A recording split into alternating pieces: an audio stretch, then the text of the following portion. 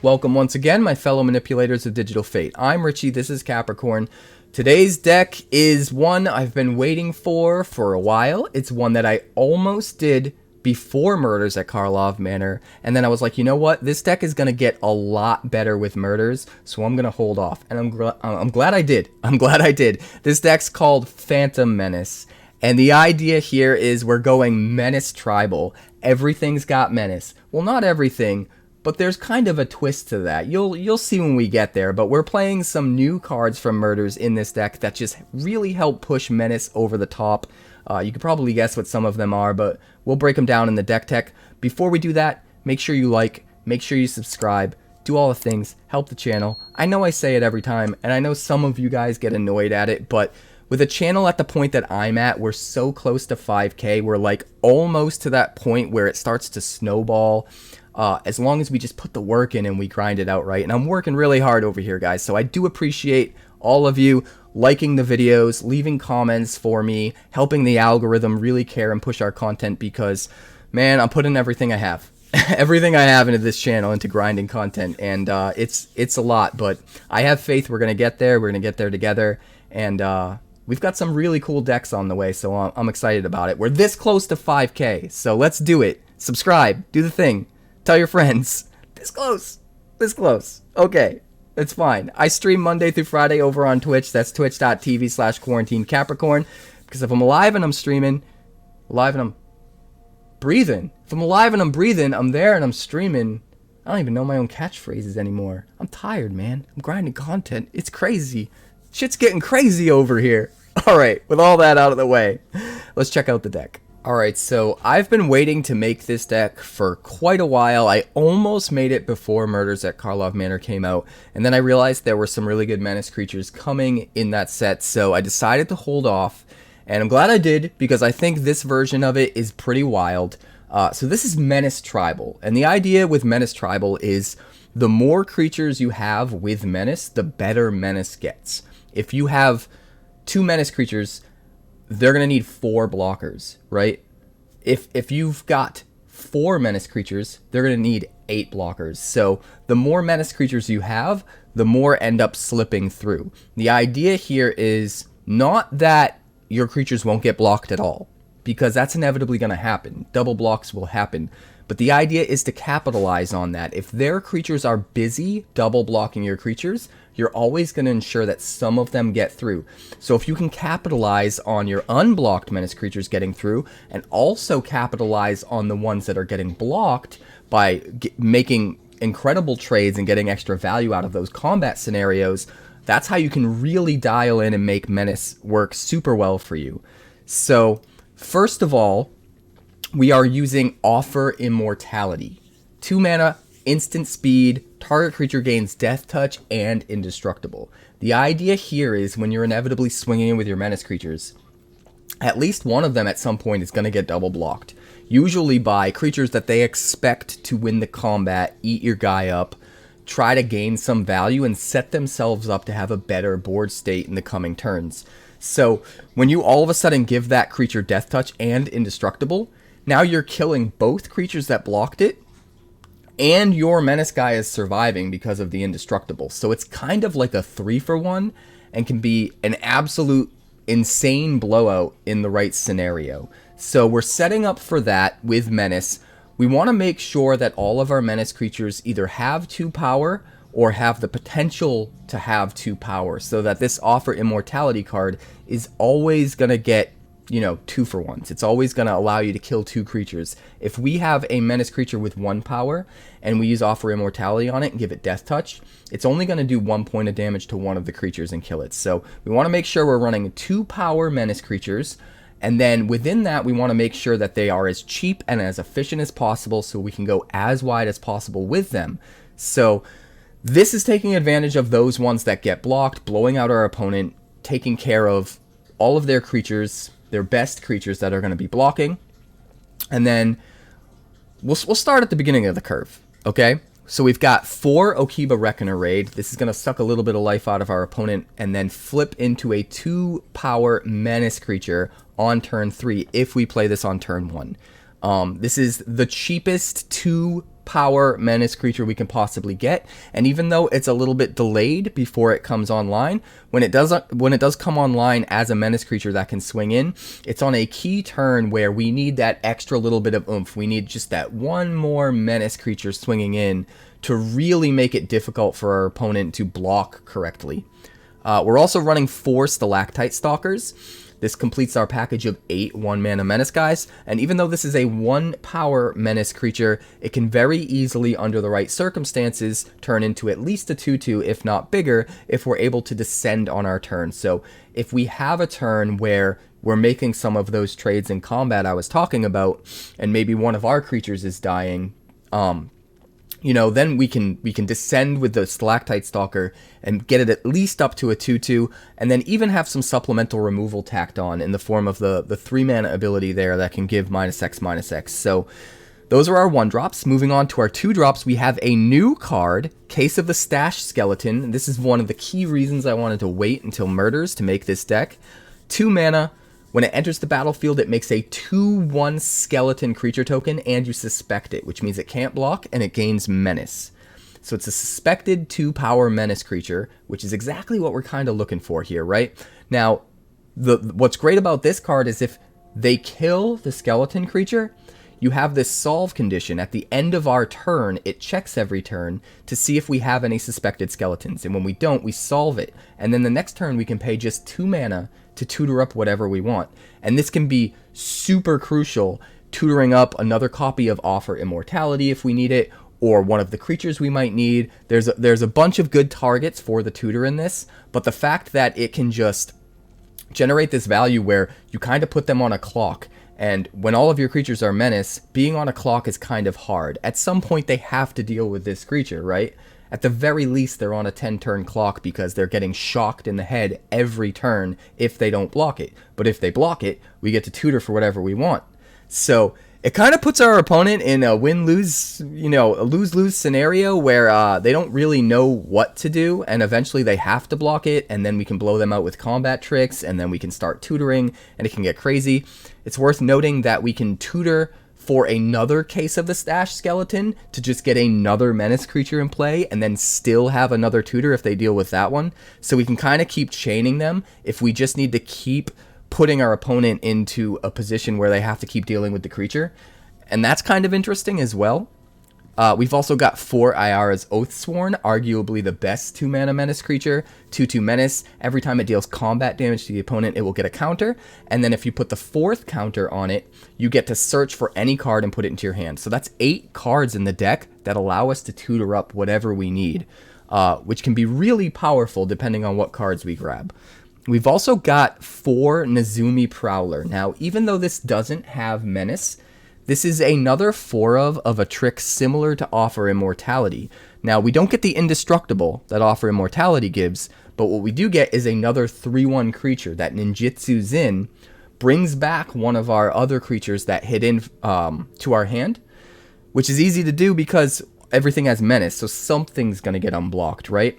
So we bring that back to our hand, pop the Prowler down. Whatever Menace creature was blocked now gets Death Touch and Lifelink, kills both creatures that blocked it, and we gain some supplemental life if we need that for the race. And now we also have this 3/1 on the field, and whatever we bounce back to our hand because of the ninjutsu, which sometimes can be super meaningful. Like if it's an Okiba Reckoner raid, we can replay it and get those 2 drain triggers again, which is really nice. There's a couple other cards as well that utilize that pretty well. We can ninjutsu in and bounce the token, the skeleton token if we want, which just makes it disappear. And that way at the end of our turn, Case of the Stash Skeleton becomes solved because the skeleton's gone. That's another cool way to utilize it. And then there's another card we'll get to in just a little bit. Next up, we've got Invasion of Azgol, 2 mana. This is an Edict effect. Edict effects are actually super good in combination with Menace creatures because if they finally get down that 2nd creature to block, or maybe that 4th creature so that they can block 2 of your Menace creatures, you make them sack a creature, and it's more powerful in a deck like this when they lose their worst creature because they potentially lose an entire another block because of that, which is super, super important. Not only that, you can swing in, hit the Invasion of Azgol for 4 damage, and flip it into the Ashen Reaper, which is another Menace creature that can grow each turn. So doubling down on synergies there. That one's super powerful. And again, if we flip into the Ashen Reaper, if we want, we can ninjutsu the Ashen Reaper back to our hand with the Prowler. That way we can replay it as the Invasion of Azgol and do another Edict effect, so we can constantly keep our opponent on the back foot. We've also got another new card in the 2-drop slot, Rune-Brand Juggler. 2 mana for a 2/2. Now, it technically does not have Menace, but when it enters the battlefield, you get to suspect up to 1 target creature you control. Now, most of the time, it's just going to target itself. So it's a 2/2 suspect creature, and then you have this 5 mana ability that lets you sacrifice a suspected creature to give target creature -5/-5 until end of turn. Now, there's a few things worth noting. First of all, that -5/-5 is enough to kill a 𝐒𝐈𝐴, which is going to matter a lot. Second of all, because our skeletons that we make with Case of the Stash skeletons are suspected creatures, these cards are the only 2 in the deck that are making suspected creatures. So you would think this synergy of being able to pay 5 mana to sack a suspected creature to give something -5/-5, we don't have enough suspect to make it go off, and we need more suspect. But in reality, we don't need a ton of suspected creatures, right? We only need to use this ability once or maybe twice in a game to take out a key creature to finally get through with our Menace creatures and win. So it's not a big deal that we've only got 8 ways to suspect creatures in the deck. Some supplemental removal is good enough. And the fact that we can sacrifice the skeleton to kill something, give it -5/-5, and then the skeleton's gone and the case becomes solved so that we can tutor, is some nice synergy built in as well. And then it's also worth noting that the juggler doesn't have to give itself the suspect. So what you can do is, if you've already done a trick where you played Nezumi Prowler maybe, now this is a creature on the field that doesn't have Menace, you could follow it up with playing a Rune-Brand Juggler, give the Prowler Menace, and now you have this 3-power Menace creature instead of the Rune-Brand Juggler being a 2/2 Menace. Sometimes you can line it up so that your Prowler can swing in with the Menace, and the Rune-Brand Juggler that you just played can hold back as maybe a blocker if you're desperate for one. Whereas if you suspected itself, it wouldn't be able to block. So there's some cool little synergies you can do there. Really good addition to the deck. Moving on to the 3-drop slot, we have 3 Professional Facebreakers. We can slam this on 3, swing in with our dudes, make a treasure. Sometimes we need that treasure to ramp and just to go super wide with Menace creatures quick. Other times, if we're playing against control, we want to save that treasure up and use it as card advantage, sack it to exile the top card of our deck and be able to play it that turn with the Facebreaker's other ability. So it's another Menace creature that helps us go wide with things that are going to get through, but that also gives us payoff for the things with Menace that are getting through, because it's a lot harder for our opponent to deal with them and block them because of the Menace. So bunch of synergies worked in with this guy. And then we're also running 3 Biting Palm Ninja. Now, this works in kind of the same way as the Prowler, where what we're doing is, inevitably we're going to get through with one of our Menace creatures, probably multiple of our Menace creatures, because it's a lot harder for them to go wide enough to block them. When we do, we can ninjutsu this guy in, hit for 3 instead of what will probably be 2, and then if we want, we can remove the Menace counter from this guy, and we can exile a card from their hand. So if we need to make sure we get rid of a Sunfall or a Sweeper or some other super problematic card before they play it, we can use Biting Palm Ninja to remove it from their hand, and it's a lot easier to make sure we're able to ninjutsu Biting Palm Ninja because of all the Menace creatures that are very difficult to block. Like, something's gonna slip through, right? But then once that Menace counter is gone, we just have a normal 3/3, and that's where Rune-Brand Juggler can also come in, where we can suspect the Biting Palm Ninja in the same way we could the Nezumi Prowler, and we can basically give it Menace all over again, which is really nice. It's also worth noting that we don't have to ninjutsu this guy. We can just slam him on 3 and have a 3/3 Menace if we just want a Menace guy. Usually we're going to want to save him as a trick to make sure we can get that important card out of their hand, especially if we're worried about them playing sweepers.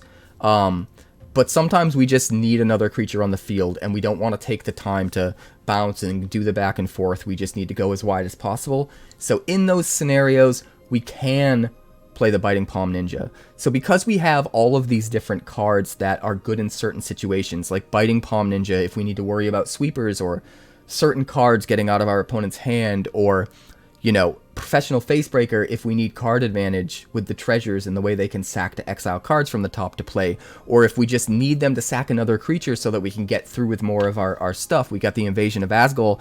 There are so many good tutor targets. So going back to having 4 Case of the Stash Skeleton and 4 Ayara's Oathsworn, we're able to really take advantage of those potential tutors and really just fetch whatever's the key card we need to help us close out the game, or help us last against control with something like a Biting Palm Ninja. So super, super good to have so much tutor ability built into this deck without it really slowing down the deck at all. And that's key. We don't want to take turns off, really. We want to make sure we're constantly applying pressure. The last card in the deck, because we're talking about tutors, is just one Massacre Girl known killer. Now, this is an absolutely amazing Menace creature. It's a new creature from Murders, 4/4 Menace. If you guys have seen my Assassins deck tech, you know this card very well. Gives creatures you control Wither, and whenever a creature an opponent controls dies, if its toughness was less than 1, you draw a card. So it's another really good Menace creature that gives you extra value in that even if you don't have the tricks of like Death Touch and stuff, you can still make sure that whatever blocks your Menace creatures, you're adding Wither counters to them that's going to give them -1/-1 counters for the duration of the game, so you have some lingering value on the things that you block. And then you're also able to potentially draw cards if things die on their side. So I think Massacre Girl's a really good top end. The problem with Massacre Girl is most of the time we'd rather play 2 2-drop Menace creatures than 1 4-drop. We really need to go as wide as possible to take advantage of the Menace to as much of a degree as we can. Because of that, Massacre Girl is actually not like the best thing to play.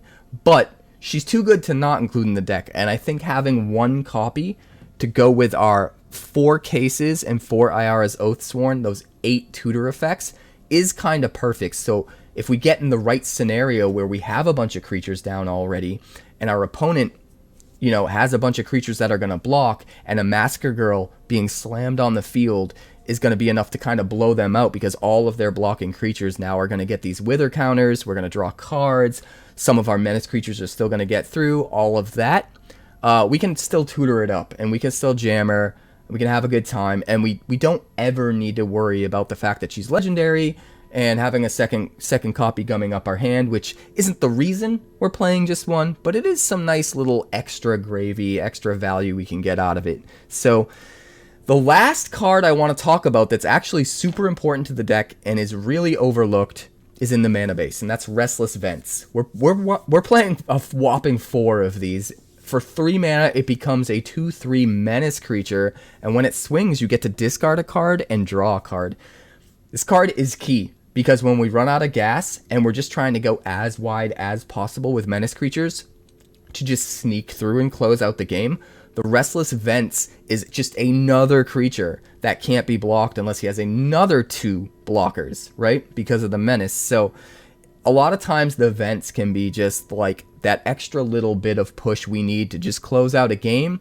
And the fact that it lets us kind of rummage and draw another card, maybe throw away some land we don't need, maybe get to that next trick we might need, is some nice incidental value that helps as well. So Restless Vents, absolutely key. It's worth noting discarding with it will trigger Descend with the Stalactite Stalker, so super, super cool card. We're going to run all of the Rakdos dual lands just to make sure we have the mana we need. We're running 1 Sokenzan because going wide makes Sokenzan a little bit better.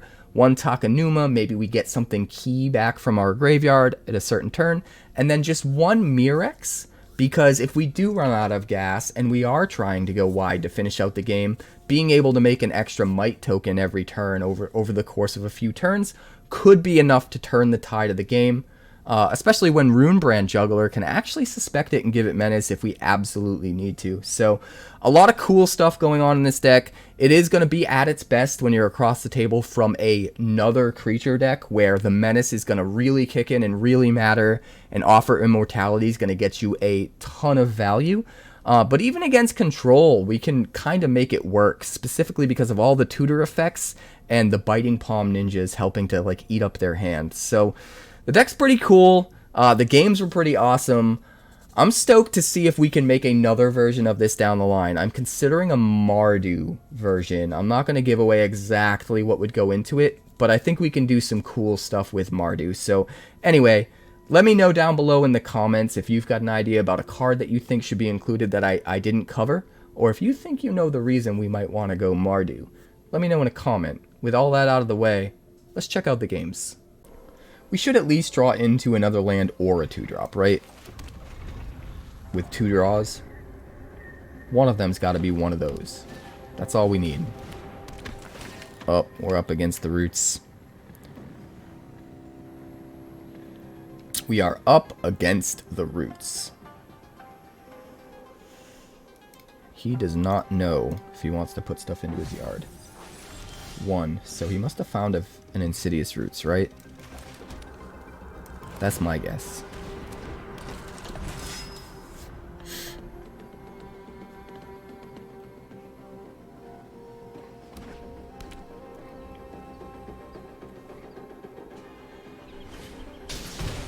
Fairy Dream Thief.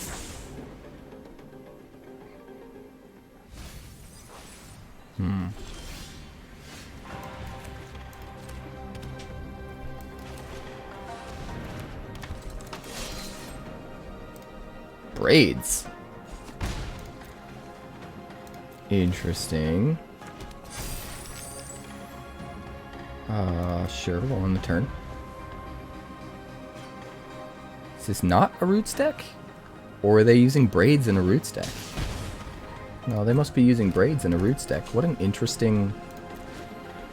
I mean, I guess it's a way to get stuff in your graveyard that you need in your graveyard, right? Sack it to Braids. Seems a little extra, though.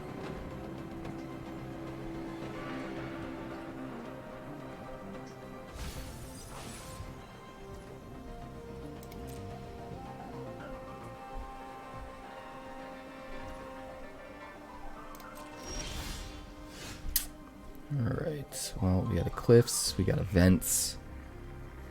Vents is better than Cliffs.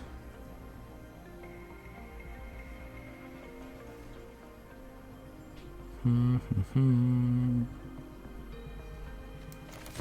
think we'll do it like this.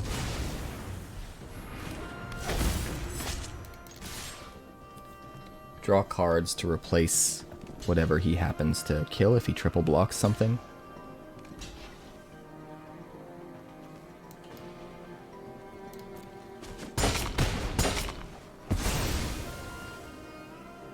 Draw 2 cards, get a counter on the Oathsworn, make a treasure.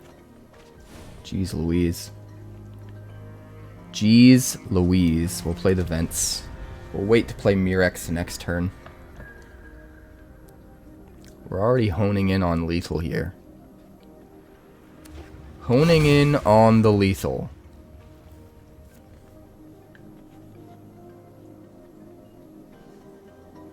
Show me. Show me what you've got.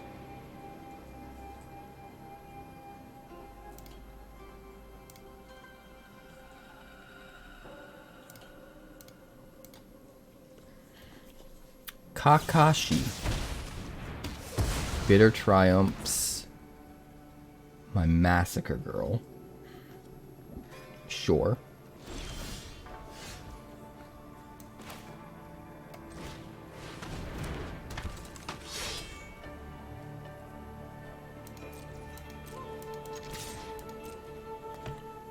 Double block.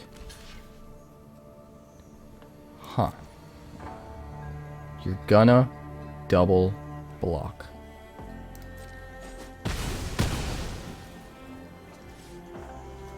I guess in that case we'll go Another professional facebreaker? No roots.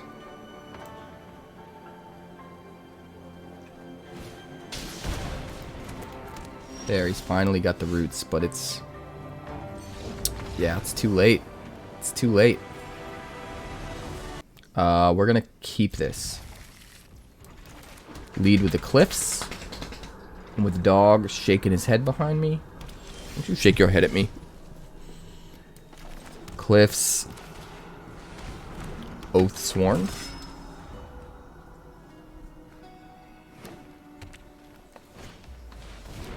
Paleontologist. Don't think we need to Azgol yet. Do this. Swing in.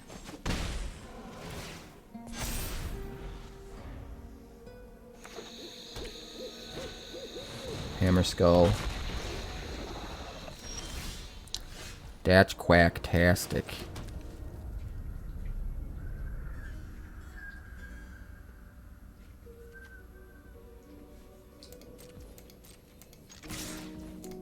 Swing with the boys. He's just gonna take it.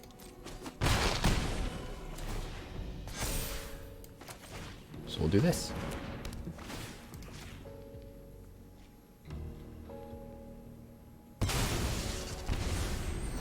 And we are racing. We're 8 damage ahead. We've got the same amount of power on the field as him.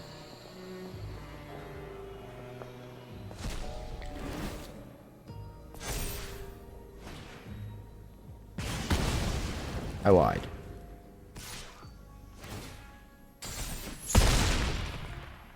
That is unfortunate. Good thing the Hammer Skull is tapped now.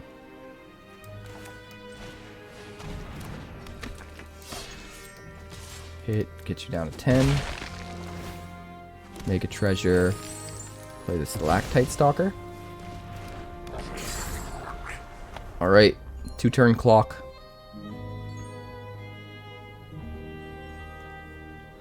Kinda less, actually. We could bounce something to our hand if we wanted.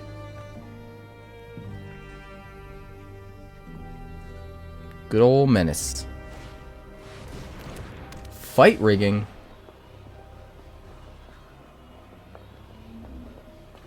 Who's rigging the fight? Ixali's Lore Keeper. Wants to play the thing for free. Carnosaur, okay. Still only block 1 creature, though.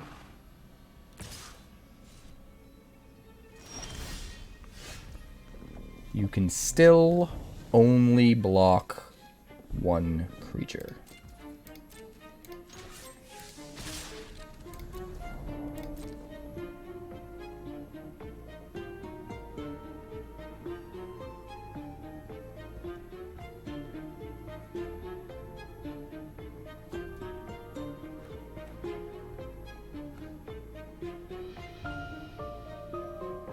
Do your thing, bro. He doesn't know if he should block or not. He's scared.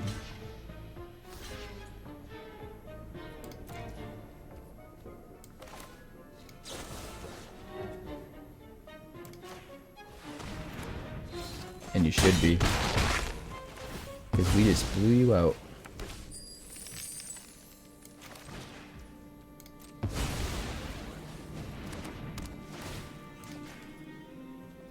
Sack a creature.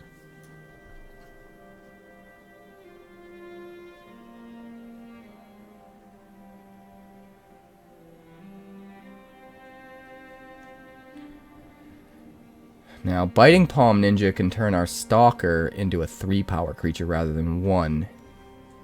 So we actually have 7 damage on the board next turn.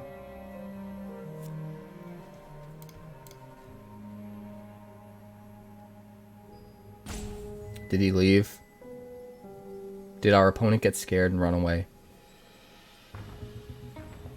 I think he did. Nope, he's there.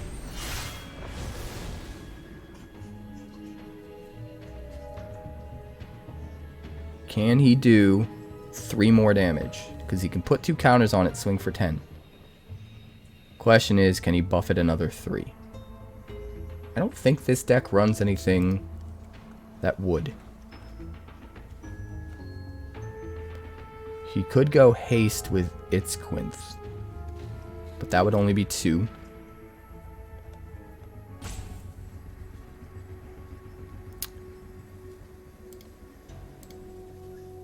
So yeah, I don't know.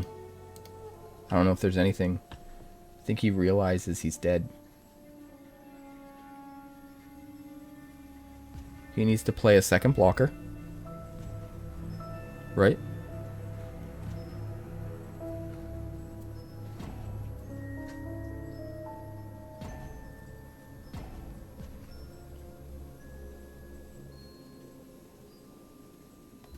Is he hoping that I leave? Is he hoping I get impatient?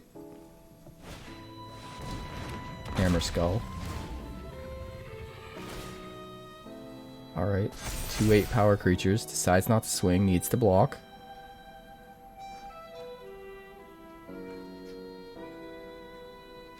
Needs to block. Hello?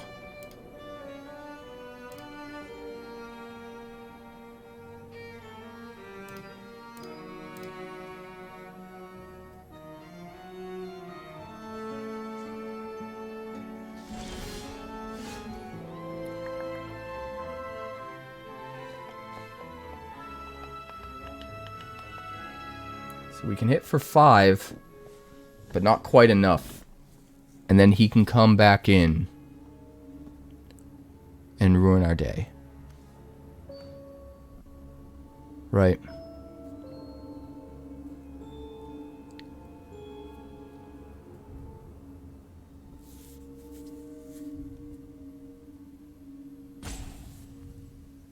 Ruin our day.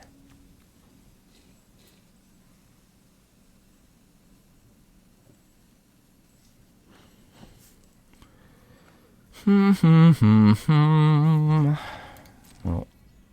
I guess we're gonna go for it, huh?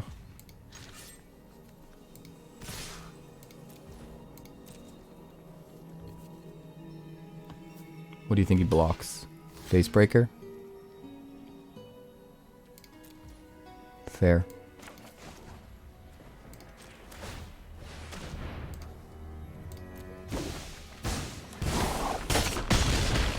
Get him to 1.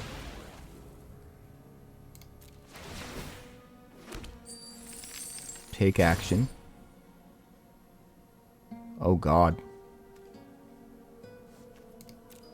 He's only got 4 mana. The Dracosaur would be rough, but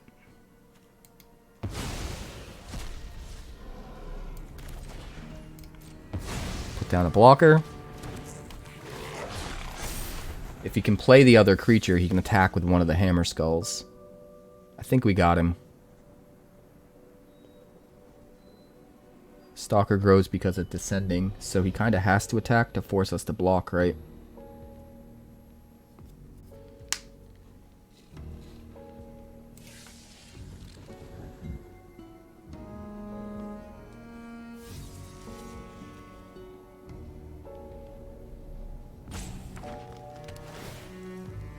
Tapped land. Can't play anything. Yeah, he's just dead next turn.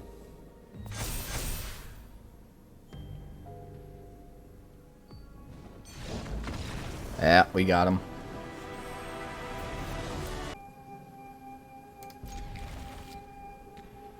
It's like, yes, Menace Tribal's only gonna work if our opponent's playing creatures. Creatures that have to contend with our creatures on the ground.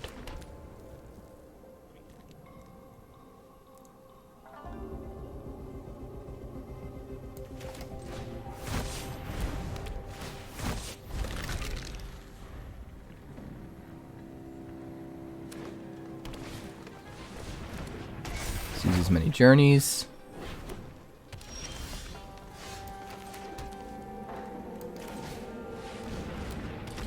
Facebreaker, swing 2, make a treasure. Make the Reckoner raid. There we go.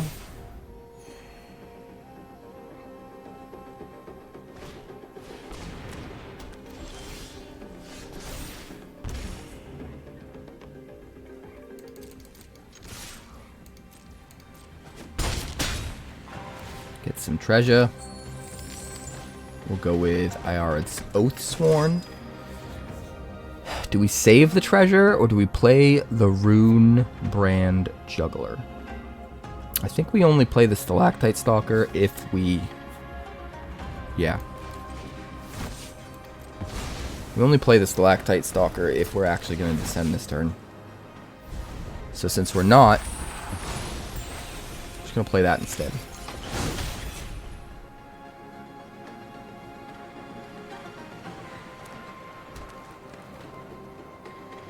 This time the deck's actually doing what it's supposed to do.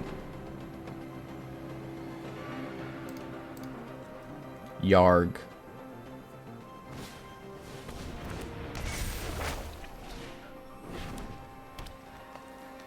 Creature? Topiary Stomper, yep.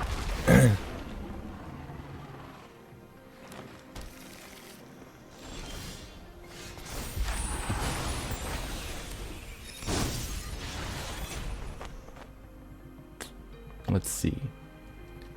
Do we ninjutsu in a Prowler? Could.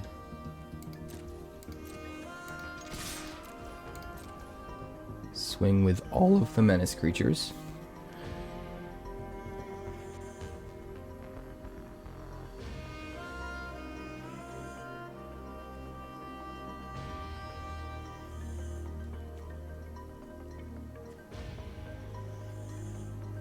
We could hit for 9. Bounce this. Make a treasure. Play that.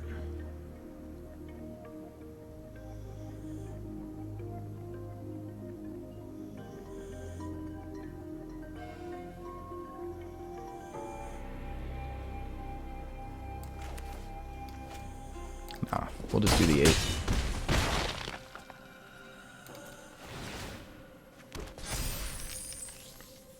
And we'll play out a Stalactite Stalker. And we'll end the turn. We'll keep both of these as tricky tricks for next turn.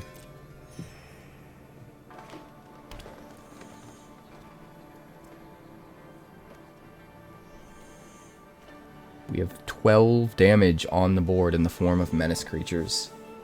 He needs an extra blocker just to stop 3 of that damage and still go to 1.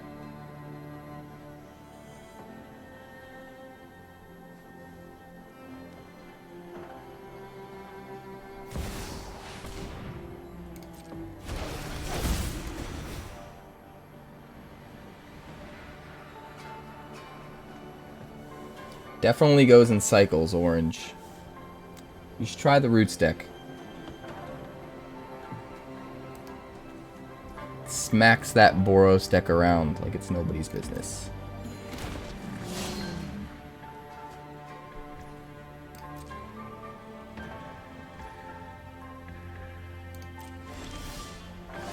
Massacre, girl. Oh god, that might even be better. No, it isn't.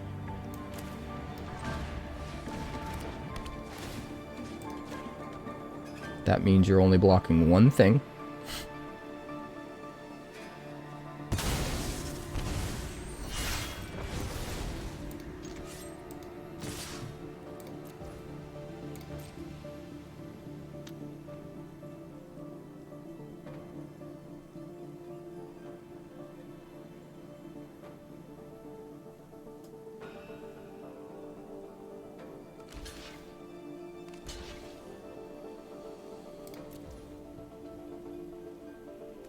What do we want to bounce?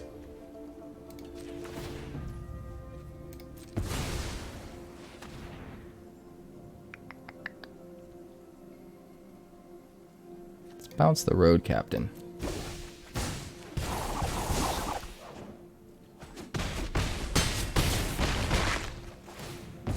Put you to 4. We get a treasure. We use the treasure to play Okiba Reckoner Raid. Put you at 3.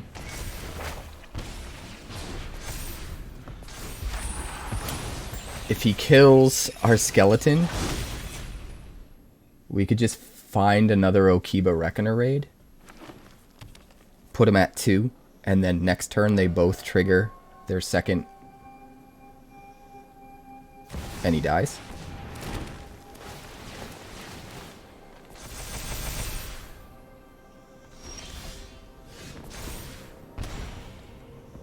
Wild.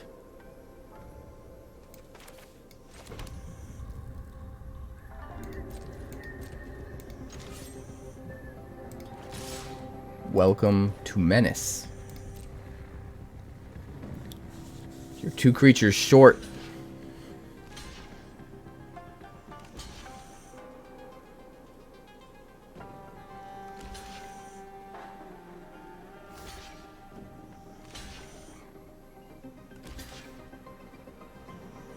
One creature short.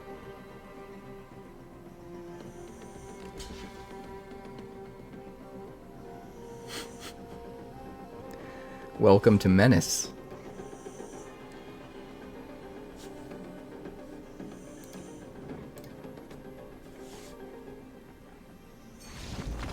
We're gonna try it though. We just want to draw into something, hopefully. Reckoner Raid. You know what? Yeah. We're gonna jam that. Sooner it flips into a menace creature, the better for us.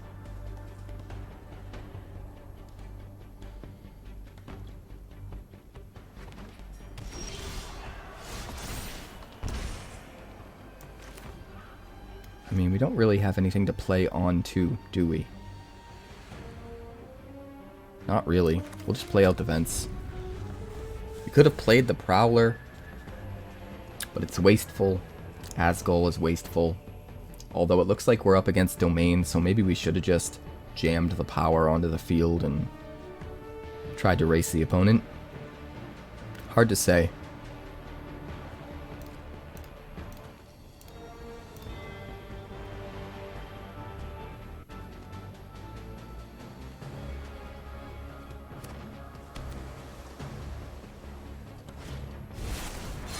Flesh Gorger. Interesting. Flesh Gorger.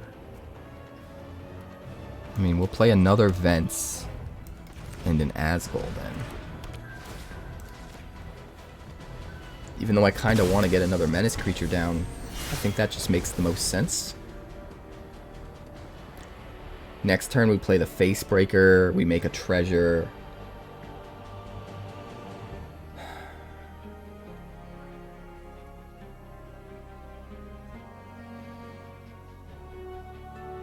Could also just swing for 4 by activating the Vents. Flip the Azgol. That might be better.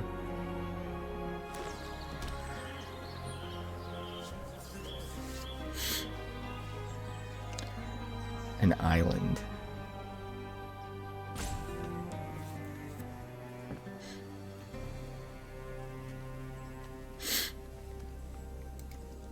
Domain that's base Dimir? It looks like... I don't know, this is a weird deck. Like, it's probably base black if he's running Flesh Gorger. Otherwise, it's really hard to get that mana out.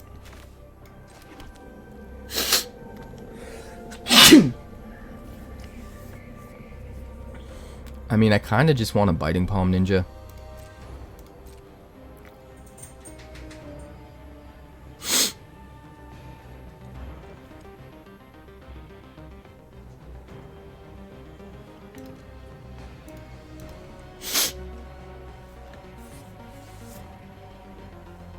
Why is our opponent so slow?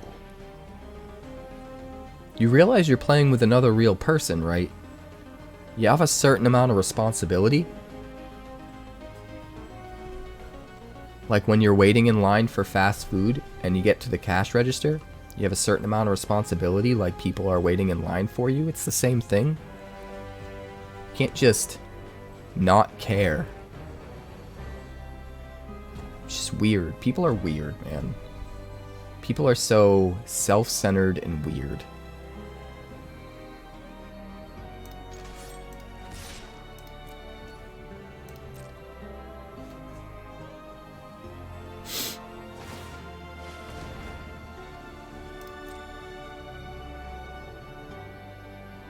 Sure. Next to blockers. We'll just do this. Make sure he can't sunfall us.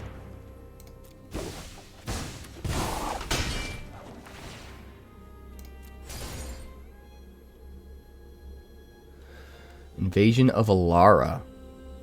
Well, we'll get rid of that. Thank you. And then we'll replay the Okiba Reckoner raid. Seems pretty alright to me.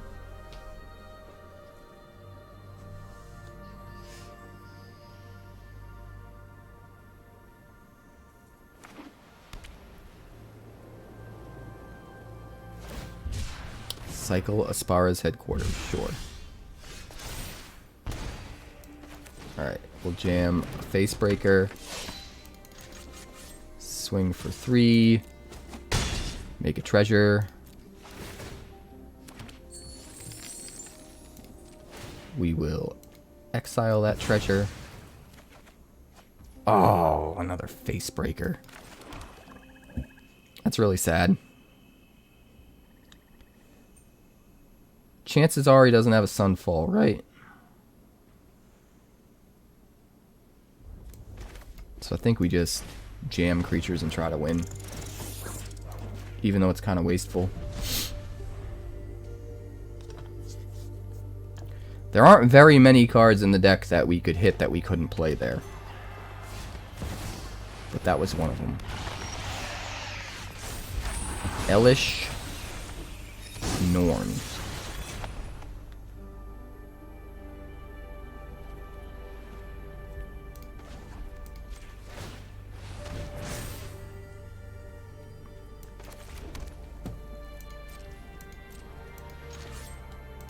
Swing, swing, swing. Discard you.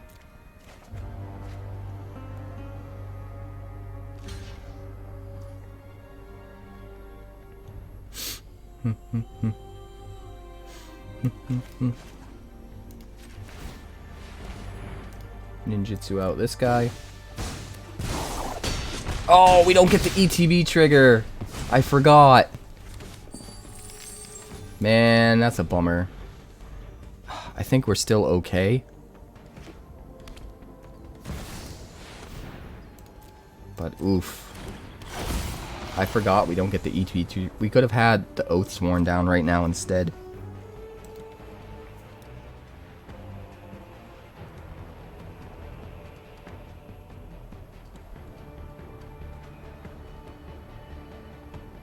Freaking Elesh Norn, man.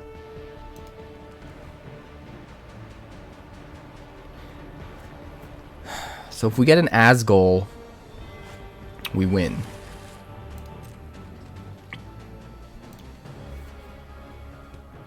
That's our out. Because then he doesn't have enough blockers.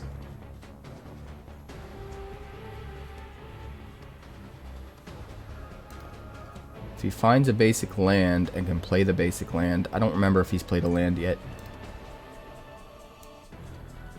Or even just the Haunted Ridge. If he hasn't played a land yet, oh no, that doesn't make white. I was saying he could Leyline Binding.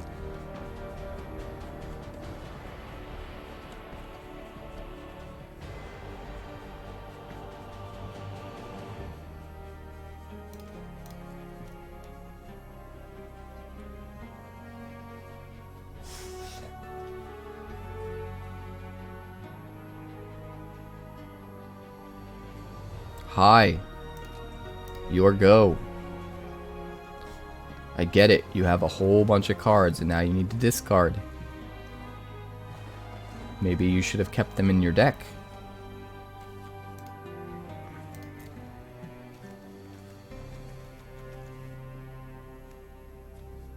man, people are annoying.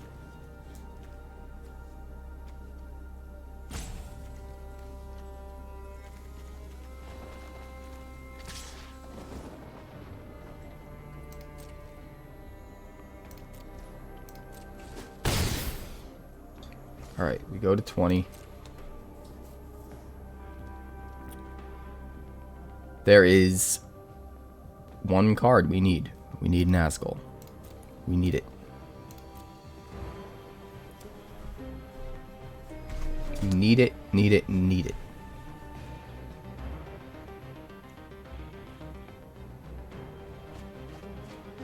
Oh wait, it's not gonna matter. Because of Elesh Norn. Shit.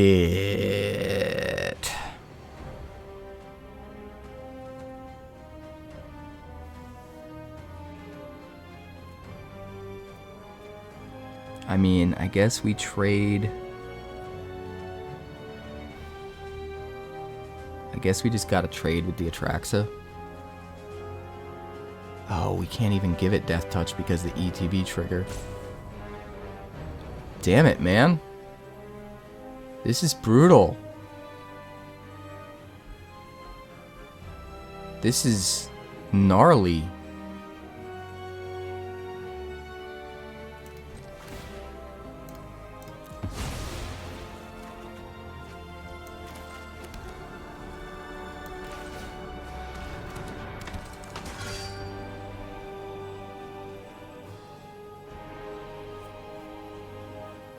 He can block 1 and gain 7.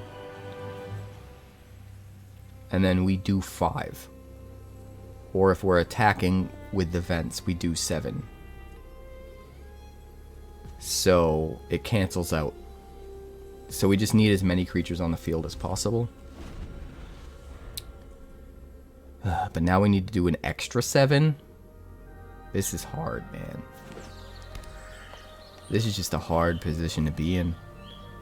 We, like, pretty much had him. And then Elesh Norn just kind of very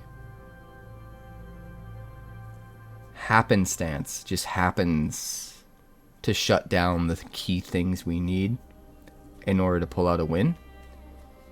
Just incidentally. Just super bad luck. That's also the card that I think the least amount of people run. I feel like this was like a spice addition to the deck. Most people that run a Lara combo I don't think are running Elesh Norn. So it sucks that it hurts us that bad.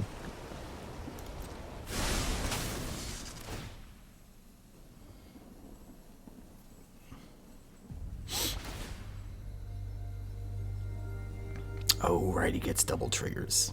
We'll just I'm all set. That's unfortunate. Alright, we'll keep this. This looks fine. We're going to start with the Cliffs. We're going to play Okiba Reckoner Raid. Pass the turn. Going to jam a Case of the Stash Skeleton next, I think. Plays a Rona.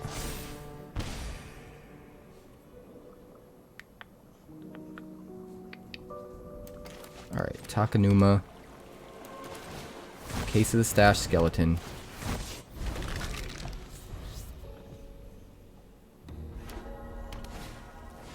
Relic of Legends.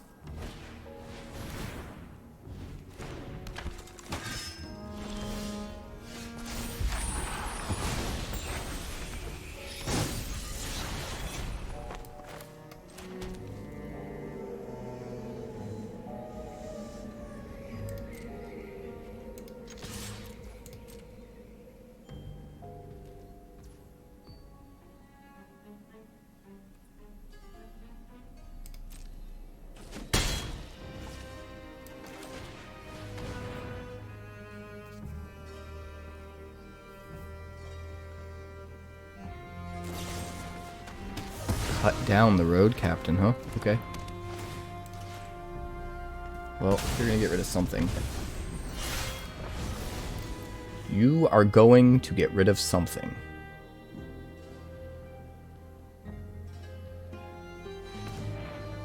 Green.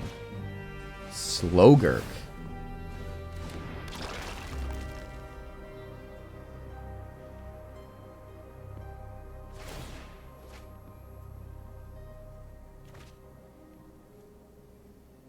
Can make 3 more mana.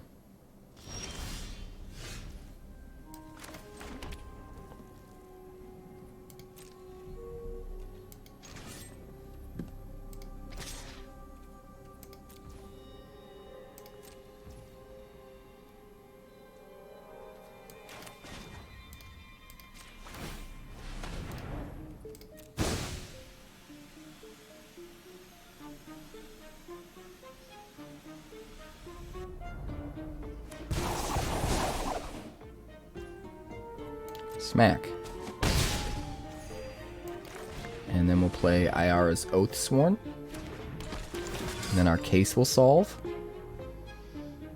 So maybe we find another Invasion of Azgol.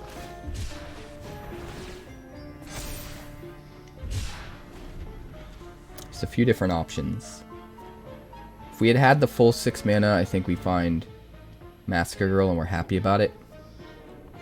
But I don't think we can search for it and then wait a whole turn, right? Goose Mother.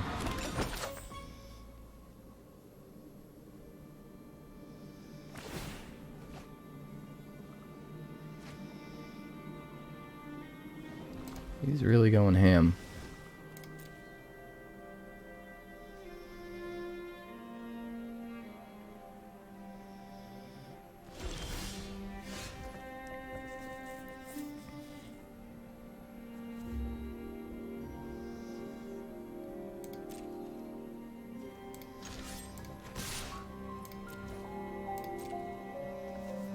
See what he does.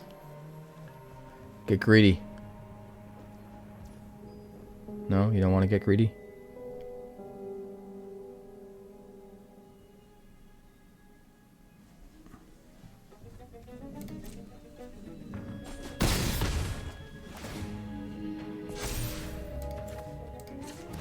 Alright, we'll sack the case. Bo, be quiet. Find something that can blow him out next turn. I guess Invasion of Azgol is pretty good here. Even though I'd like to play another case. We'll do that. Alright. Got 2 creatures on the field. We've got 1 menace creature, 1 normal creature, but we've got our stuff. He's really going ham here.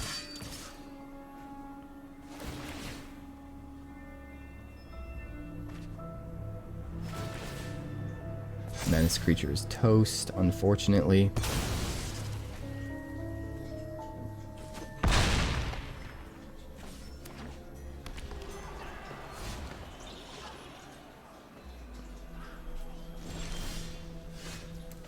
Alright, we play the Vents.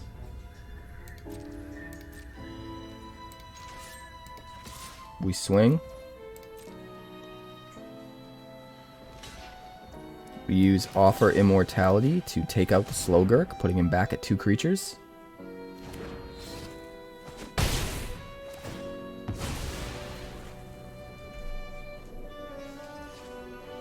And then we play the case.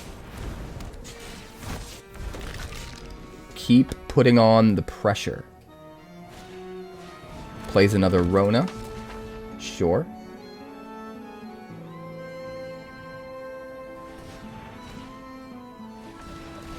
Glissa.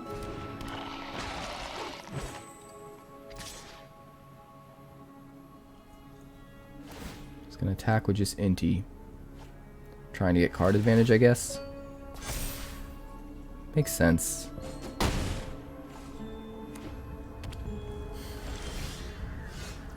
What kind of trickery is this? Let's see. We could swing with the Restless Vents.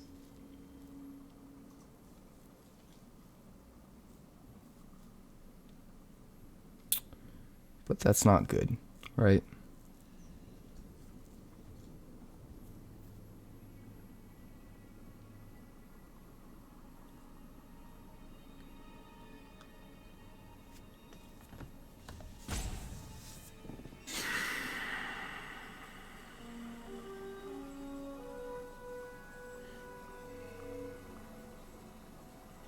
Very tricky. I think if we attack, we get blown out. So I don't think we can attack.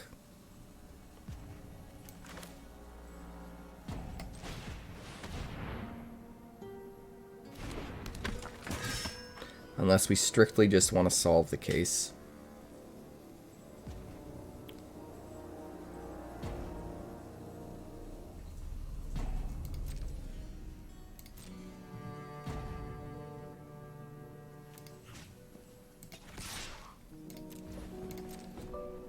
Which maybe we do.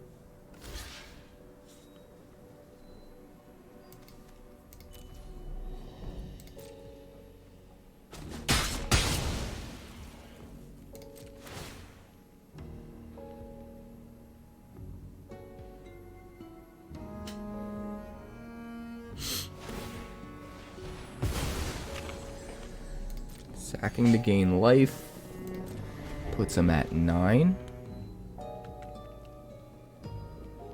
Very tricky board state. Very, very tricky board state.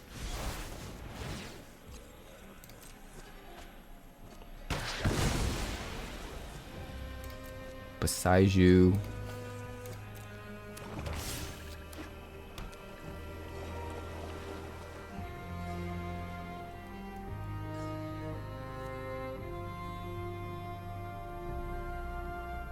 See, now we're in a position where we can actually swing next turn and ninjutsu the Prowler, because we can turn on the Restless Vents.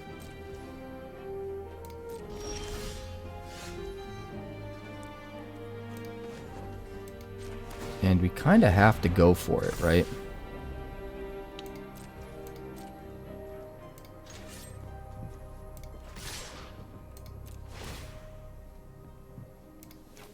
Discard a Restless Vents. See how he blocks.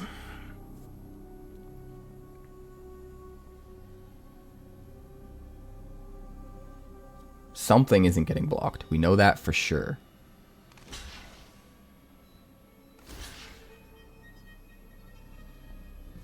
How did he block? 2 and 2.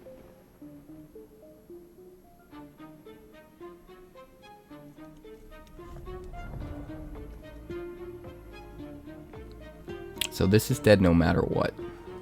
So we got to give Death Touch to the Oathsworn.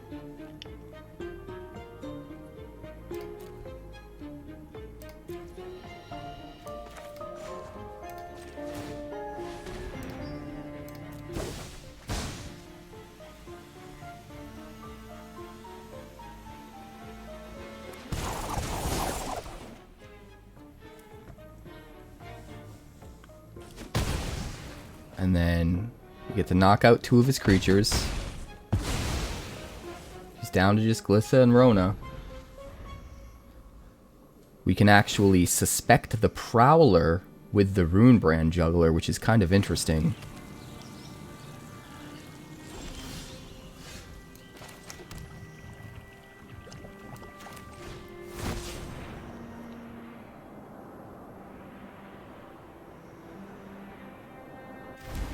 Don't think he saw that coming.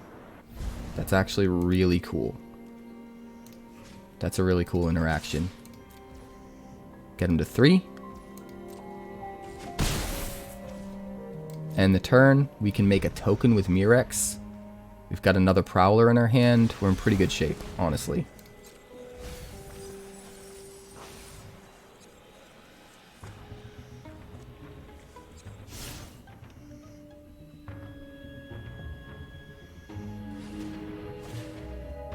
Slow Gurk. Sure.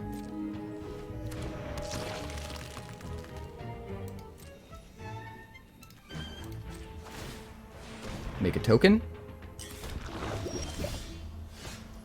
Oh, man. Oh, man.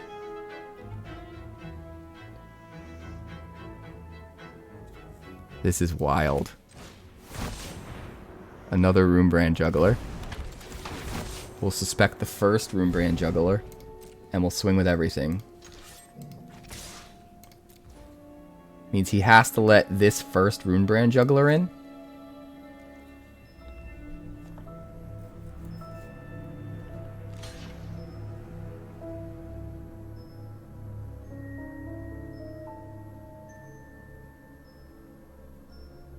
Right? Because of the Menace.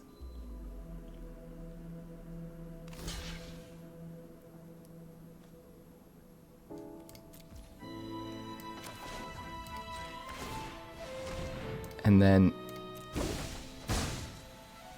we hit for 3 with the second Prowler here because of it.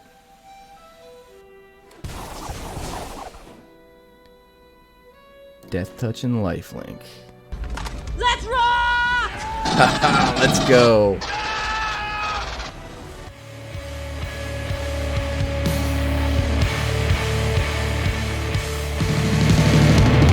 Thanks so much for checking out my channel. I'd like to give a huge shout out to all of my patrons over at Patreon.